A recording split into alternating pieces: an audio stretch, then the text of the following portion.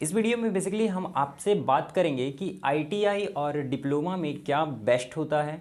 आप अगर 10th pass out हैं तो आपको आईटीआई करना चाहिए या डिप्लोमा करना चाहिए। गवर्नमेंट जॉब के पर्सपेक्टिव से किस में ज़्यादा अपॉर्चुनिटीज़ है। पे स्केल क्या होता है, मतलब कि सैलरी आपका जो स्ट्रक्चर होगा आईटीआई वालों का क्या होता है और डिप्लोमा वालों का क्या होता है, और एक ओवरऑल जो भी चीज़ें होती हैं आज हम लोग डिस्कस करेंगे इस पर्टिकुलर वीडियो में। तो स्वागत करता हूं, मेरा नाम है सत्यम पाठक और चलिए आज हम लोग इसी बात पे आप लोग से कुछ बातें मैं अपना एक्सपीरियंस के आधार पर और अपने नॉलेज के कुछ आधार पर कुछ बातें आपसे करूंगा। देखिए, जब आप क्लास 10th पास करते हैं तो आपके बहुत सारे आपके हाथों में बहुत सारी ऐसे अपॉर्चुनिटीज़ होती है कि नहीं। जब हम लोग 10th पास करते हैं तो सबसे एक बड़ा जो हमारे लाइफ में जो एक चैलेंज होता है वो ये डिसाइड करना कि हम साइंस लें या हम कॉमर्स लें या हम आर्ट्स लें।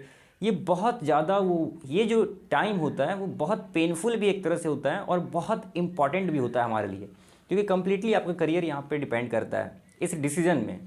और बहुत सारे ऐसे स्टूडेंट होते हैं जो गड़बड़ी कर देते हैं, उनको कॉमर्स लेना चाहिए तो वो साइंस ले लेते हैं, जिनको साइंस लेना चाहिए वो कॉमर्स बाद में जाके वो फिर एक इधर से उधर चेंजेस करते रहते हैं। तो खैर अभी हम लोग का जो मोटो है वो है आईटीआई और डिप्लोमा के बारे में डिस्कस करना। तो देखिए, जैसा कि नाम से आप जान रहे हैं आईटीआई, तो आईटीआई का अगर हम फुल फॉर्म की बात करेंगे तो इसका मतलब होता है इंडस्ट्रियल ट्रेनिंग इंस्टीट्यूट। मतलब एक ऐसा इंस्टीट्यूट जो आपको इंडस्ट्रियल ट्रेनिंग देती हो, इंडस्ट्री के बारे में आपको ट्रेंड कर देता है। आप एक ट्रेंड वर्कर बन जाते हैं आईटीआई करने के बाद, ठीक है। नॉर्मल वर्कर के मुकाबले अगर आप देखेंगे तो आपके पास क्या है, ट्रेनिंग है, आपके पास एक्सपीरियंस है, आपके पास नॉलेज है प्रैक्टिकल चीज़ों का। आप एक ट्रेंड वर्कर कहलाएंगे। ये होता है आईटीआई। और जब आप डिप्लोमा करते हैं तो डिप्लोमा करने के बाद आपके नाम के साथ जेई जुड़ जाता है। आपको लोग जूनियर इंजीनियर भी कहने लगते हैं, ठीक है। तो जूनियर इंजीनियर आप कहलाने लगते हैं। लेकिन आईटीआई जब आप करते हैं तो ऐसा वहाँ पे सिनेरियो नहीं होता है। आप ना तो कोई एक ऑफिसर कहलाएंगे ना तो आप जूनियर इंजीनियर कहलाएंगे। तो बेसिक मेजर डिफरेंस यही है। डिप्लोमा करेंगे तो नाम के साथ जेई साहब लग जाएगा और आईटीआई में ये सीन नहीं है, ठीक है। वहाँ पे आप एक तरह से कहिए आप एक वेल ट्रेंड वर्कर कह लीजिए या वेल ट्रेंड लेबर कह लीजिए, ठीक है ना। वेल ट्रेंड, आपके पास आपके हाथों में वो कौशल है, ठीक है ना। ये चीज़ें हैं। अब अगर हम देखें ड्यूरेशन ऑफ कोर्सेज़ का, तो जो आपका आईटीआई होता है वो 2 इयर्स के लिए होता है, 2 साल का होता है। और आपका डिप्लोमा 3 साल का ये रेगुलर कोर्सेज होता है, ठीक है। डिप्लोमा 3 साल का कोर्स है जिसको हम लोग +3 भी कहते हैं, और आईटीआई 2 साल का, 1 साल का भी होता है। लेकिन अगर आप आईटीआई करते हैं तो आपको 2 साल वाला ही करना चाहिए। क्यों 2 साल वाला करना चाहिए, थोड़े देर के बाद हम ये भी डिस्कस करेंगे आपके साथ, ठीक है। तो हमने देखा, अभी तक हमने ये समझा कि ये ड्यूरेशन कितना का होता है। अब देखिए, आईटीआई ऐसा नहीं है कि आईटीआई करने के बाद एकदम आप मजदूर की कैटेगरी में आ गए, नहीं, ऐसा नहीं है। बहुत लोगों का ऐसा मानना है कि आईटीआई का मतलब क्या है, एकदम साधारण सा जो वेजेस पे काम करने वाला मजदूर होता है वो। नहीं, ऐसा बात बिल्कुल नहीं है। देखिए, अगर आपका फाइनेंशियल कंडीशन सही नहीं है, अगर आप अपने पढ़ाई पे उतना ज़्यादा खर्च नहीं कर सकते हैं एज़ कम्पेयर मतलब किसी और से की तुलना में, तो आप अगर आईटीआई कर रहे हैं तो सबसे ज़्यादा अपॉर्चुनिटीज़ आपके पास है पीएसयूज़ वगैरह में। जो पब्लिक सेक्टर की महारत्न कंपनियां या फिर नवरत्न कंपनियां हैं, इनमें अगर सबसे ज़्यादा अगर कोई वैकेंसी निकलता है तो वो है आईटीआई वैकेंसी। आईटीआई के लिए आपको, आप चाहे रेलवे में देख लीजिए या आपके पास आपने सुन रखा होगा भेल, एनटीपीसी, इस तरह से एचपीसीएल, ओएनजीसी, इस तरह से कई प्राइवेट्स, और एक इम्पॉर्टेंट है आपका steel authority of India limited, Tata steel हो गया, एवरीवेयर, ठीक है। जो आप अगर आईटीआई अगर करके जाते हैं तो वहाँ पे आईटीआई के लिए नीड होता है, आईटीआई के लिए वैकेंसी होती है as compare to diploma vacancy. लेकिन डिप्लोमा या पॉलिटेक्निक करके अगर आप जाते हैं तो यहाँ पर कंपटीशन बहुत चलता है, क्योंकि जितने भी मैक्सिमम वैकेंसियाँ आती है वो बीटेक बी और डिप्लोमा वाले भी एलिजिबल होते हैं। तो आपका डिप्लोमा के साथ साथ आपके साथ बीटेक वाले भी compete कर रहे हैं, आपके साथ बीई वाले भी compete कर रहे हैं, एमटेक वाले भी compete कर रहे हैं, तो कंपटीशन बहुत ज़्यादा बढ़ जाता है। लेकिन आज अभी का जो मार्केट जो चल रहा है सिनेरियो, गवर्नमेंट सेक्टर में जितने भी मतलब वैकेंसीज आ रही है वहाँ पे मैक्सिमम जॉब में वहाँ पे आईटीआई मांगा जा रहा है। लेकिन जब आप आईटीआई करके जा रहे हैं, चाहे वो आपका फिटर ट्रेड हो, चाहे इलेक्ट्रिकल ट्रेड हो, ठीक है, चाहे वेल्डर हो, जो भी है अलग अलग, तो आपके वहाँ पे जो लेवल है वो उतना नहीं होता है। मतलब आप क्या है, आपका जो लेवल है वो फिक्स है कि आपका जो कंपटीशन होगा वो सिर्फ आईटीआई वालों से ही होगा, इसमें और कोई एडिशनल आपके साथ नहीं आ रहा है। और अगर गवर्नमेंट सेक्टर में देखें, आईटीआई करके बहुत सारे ऐसे लड़के हैं जो चाहे एएलपी कह लीजिए, असिस्टेंट लोको पायलट, ठीक है, असिस्टेंट लोको पायलट या लोको पायलट कह लीजिए रेलवे में। और रेलवे में तो जितनी भी वैकेंसियां आज के टाइम पे आ रही है, चाहे वो अप्रेंटिस से लेकर कोई भी लेवल का हो, आईटीआई वहाँ पे रिक्वायरमेंट है। 10th प्लस होना चाहिए और with ITI certificate, NCVT certificate होना चाहिए। तो आईटीआई को आप छोटा मत समझिए, आईटीआई भी बेहतरीन कोर्स है। लेकिन अगर, हाँ, यहाँ पे एक मैं बात इंक्लूड करना चाहूँगा अपने एंड से, अगर आप पढ़ाई में मतलब फोकस है, अगर आप एक अच्छे स्टूडेंट हैं, तो प्राइवेट की तो बात मैं नहीं कर रहा हूँ, तो आप क्या करिए, प्राइवेट सेक्टर में अगर जॉब करते करते भी आप गवर्नमेंट के लिए जा सकते हैं। तो आपको क्या करना है, ट्रेस करते रहना है, आपको चेज़ करते रहना है, ठीक है, फॉलो अप करते रहिए। बहुत सारी आपके पास अपॉर्चुनिटीज़ है आईटीआई करने के बाद, आप इसको आसानी से क्रैक कर सकते हैं। आज के टाइम पर ये बहुत आसान हो गया है। अब ज़रा हम डिप्लोमा के बारे में बात कर लेते हैं। देखिए, डिप्लोमा करने के बाद मैंने आपको पहले भी बताया कि आपके नाम के साथ जूनियर इंजीनियर जुड़ जाता है। और अगर आज के टाइम पे देखें ना, तो मार्केट के अभी जो इस हिसाब चल रहा है 2022 के लिए हम बात कर रहे हैं, तो आईटीआई के लिए सबसे ज़्यादा डिमांड है। डिप्लोमा का भी है, डिप्लोमा इंजीनियर्स का, लेकिन अगर मान लीजिए आईटीआई में अगर वैकेंसी निकल रहा है 500, तो यहाँ पे आपका 150, ऐसा समझिए रेशियो कुछ। तो वैकेंसी ऐसा नहीं है कि नहीं है, बिल्कुल है।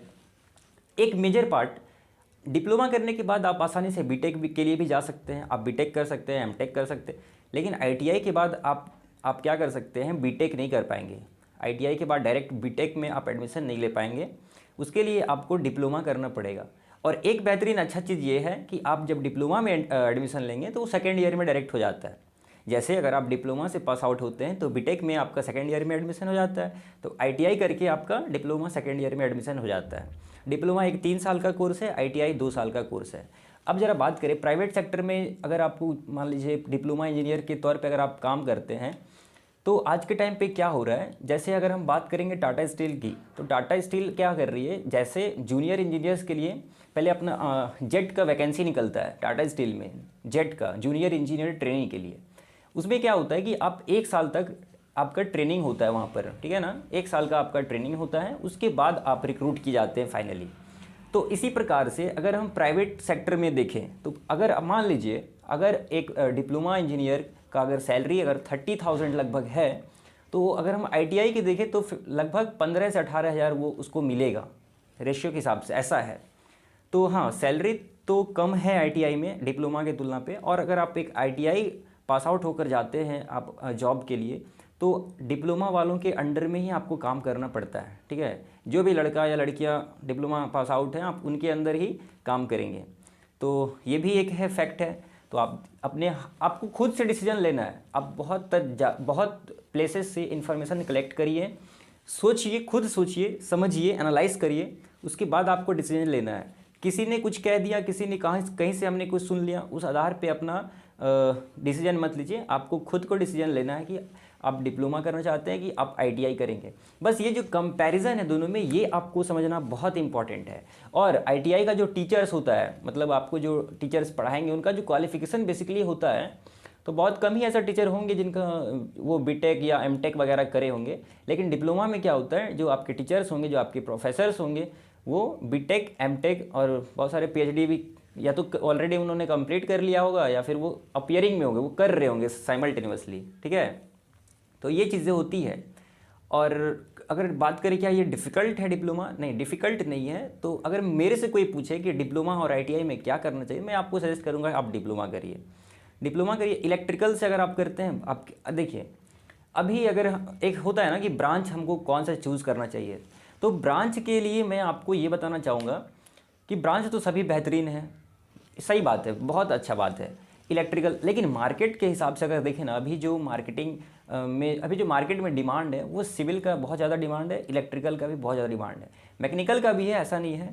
और बाकी अगर आप कंप्यूटर से वगैरह कर रहे हैं तो थोड़ा सा आपको स्ट्रगल करना पड़ेगा। हाँ, एक बार जब आप बीटेक कर लेते हैं तो आपके पास बहुत सारा रास्ता खुल जाता है, ठीक है, क्योंकि आईटी सेक्टर जो इंडिया में भी डेवलप कर रहा है ना, आईटी सबको पीछे छोड़ देने वाला है। तो इसलिए कंप्यूटर साइंस भी अपने जगह पे बहुत बेहतरीन है। बहुत लोग मैंने देखा है कंप्यूटर साइंस को ऐसा समझते हैं जैसे वो कुछ और ही, मतलब दूसरे ग्रह का कुछ पढ़ाई कर, नहीं, computer science one of the most important branch. मतलब आने वाले टाइम पे जो आईटी का जो डिमांड होगा, आपको विश्वास नहीं होगा, मैं अपने एक्सपीरियंस के, इंडस्ट्रियल एक्सपीरियंस के आधार पे बात कर रहा हूँ। एक टाइम हुआ था जब टाटा स्टील सब में क्या हो रहा था ना, मतलब लॉन्ग प्रोडक्ट्स वगैरह में कंप्यूटर की, मतलब आईटी में नहीं मिल रहा था, बीएससी वालों को वो ले जा रहे थे, आखिर में ऐसा बीएससी वाले स्टूडेंट को वो रिक्रूट कर रहे थे। एक ऐसा भी टाइम पे हो जाता है कभी कभी। तो इसलिए स्कोप सभी ब्रांच में है, बस आपको ये है कि आपके अंदर एडिशनल स्किल क्या है, आपके अंदर एडिशनल नॉलेज क्या है। आपके परसेंटेज तो ओवरऑल ठीक रहना ही चाहिए। उसके बाद अगर आपके पास कुछ एडिशनल, आपने कुछ मतलब प्रोफेशनल और कुछ उसमें स्किल में वैल्यू एडिशन किया है, तो आपके जो, जैसे मान लीजिए मैकेनिकल में है तो ऑटो कैड वगैरह बहुत सारी जगह पे मांग देते हैं, ऑटो कैड का आपको नॉलेज मांग देता है। या अगर आप एक्स्ट्रा करना चाहते हैं तो सीएनसी वगैरह का जो होता है कोर्स, आप कहीं से कर सकते हैं अच्छी जगह से। डिग्री के साथ साथ आपकी नॉलेज अगर गेन हो रहा है वहाँ से, तो ये आपके लिए कहीं ना कहीं बहुत ही अच्छा अपॉर्चुनिटी होगा। और डिप्लोमा वगैरह में क्या होता है, जैसे जैसे डिप्लोमा आपने कंप्लीट किया तो यहाँ पे क्या गवर्नमेंट सेक्टर में मतलब स्कोप नहीं है, बिल्कुल है गवर्नमेंट सेक्टर में, ठीक है ना, बहुत सारी वैकेंसियाँ। जैसे एसएससी जेई है तो वहाँ पे आईटीआई वाला नहीं भर पाएगा, आईटीआई वाला लड़का नहीं भर पाएगा, लेकिन डिप्लोमा वाला भर पाएगा। जैसे आरआरबी का जेई है तो वहाँ पे भर पाएंगे। तो इस तरह से कुछ कुछ है, जैसे आपका डीआरडीओ वगैरह है। हाँ, अगर आप अप्रेंटिसशिप वगैरह के लिए देखेंगे तो आईटीआई वाला आराम से भर सकता है, रेलवे के लिए अप्रेंटिस वगैरह देखेंगे तो आराम से भर सकता है, डीआरडीओ का मैंने कह ही दिया। और जो हमारा डिफेंस है, डिफेंस लाइन में भी आईटीआई वाला जो है वो ट्रेड्समैन में जा सकता है, ट्रेड्समैन में वो जा सकता है आईटीआई वाला का, वहाँ पे होता है इसको। और डिप्लोमा वाला का नहीं होता क्या? हाँ बिल्कुल होता है, ट्रेड्समैन में भी होता है। इवन बीटेक बीई वाले, एमटेक वाले भी वहाँ पे एलिजिबल होते हैं। तो ओवरऑल बहुत सारे ऐसे अपॉर्चुनिटीज़ है, बस आपको ये डिपेंड करना है कि आपने देखिए अगर कुछ बड़ा करने का सोच रखा है लाइफ में, जैसे आप यूपीएससी वगैरह में जाना चाह रहे हैं, तो फिर ये आईटीआई और डिप्लोमा आप मत करिए सिंपली, ये फिर आपके लिए नहीं है चीज़ें, ठीक है ना। तो आप, हाँ, बहुत सारे इंजीनियर टर्न कर लेते हैं आईआईटी या फिर एनआईटी के बाद वो टर्न हो जाते हैं यूपीएससी की तरफ, उनका जो अप्रोच है, वो उनका जो एटीट्यूड है, वो थोड़ा सा झुकाव उस तरफ चल जाता है, तो वो अलग बात है। लेकिन आप सोच रहे हैं कि हमको आईएएस वगैरह में जाना है, ठीक है, आपको एसएससी वगैरह में जाना है, ठीक है, सीजीएल, तो फिर आप ये आईटीआई डिप्लोमा में ना पड़े अगर कुछ बड़ा। हाँ, लेकिन अगर आपको जल्दी से जॉब चाहिए, एज सुन एज पॉसिबल, आपको अपने पैरों पे स्टैंड कर लेना है, खुद को स्टैंड कर लेना है, ठीक है, अपने पैरों पर जिसको हम खड़ा हो जाना, अपना खर्चा खुद उठा लेना, अगर शुरू कर देना है तो ये आईटीआई और डिप्लोमा इसके साथ आप जा सकते हैं। क्योंकि इवन बहुत सारे अच्छे प्लेस से, अच्छे कॉलेजेस से अगर आप कर रहे हैं या गवर्नमेंट कॉलेजेस से कर रहे हैं, तो आपका कई बार हो सकता है कि कैंपस में ही आपको जॉब मिल जाता है, और ऐसा हो भी रहा है आज के टाइम पे, ऐसा हो भी रहा है, ठीक है, तो कैंपस भी हो जाता है। या फिर अगर आपके अंदर काबिलियत है तो वैकेंसी की कमी बिल्कुल नहीं है, वैकेंसी की बिल्कुल कमी नहीं है। और मैंने खुद देखा है, मैं अभी कहना नहीं चाह रहा हूँ इस वीडियो में, बुरा लग जाएगा कुछ लोगों को, मतलब जो मान लीजिए उस ब्रांच से होंगे तो खैर ठीक नहीं है, तो वो अभी क्या कर रहे हैं, 12,000 रुपये में अभी वो खट रहे हैं। तो नॉलेज नहीं होने से फिर क्या, कुछ फ़ायदा नहीं है। इसलिए आप जो भी करें सोच समझ के करें। और हाँ, एक बार और याद रखिएगा कि अगर आप मान लीजिए कन्फ्यूज़ है 10th के बाद हम क्या लें, हम आर्ट्स लें, हम साइंस लें या हम कॉमर्स लें, तो मेरे से अगर लिटरली आप कोई पूछता है तो मैं कहूँगा आप साइंस ही लीजिए। अगर अब कहने के लिए बहुत है कि कॉमर्स में ये अपॉर्चुनिटीज़ है, ये है, आप बैंकिंग में जा सकते हैं, आप यहाँ जा सकते हैं, आप कहीं नहीं जा सकते हैं। हाँ, अगर आपने सीए करने का सोच रखा है, सीए सीएस करने का सोच रखा है, आप एसीसीए करने का सोच रखे, तब आप कुछ प्रोफेशनल कोर्स में जा सकते हैं।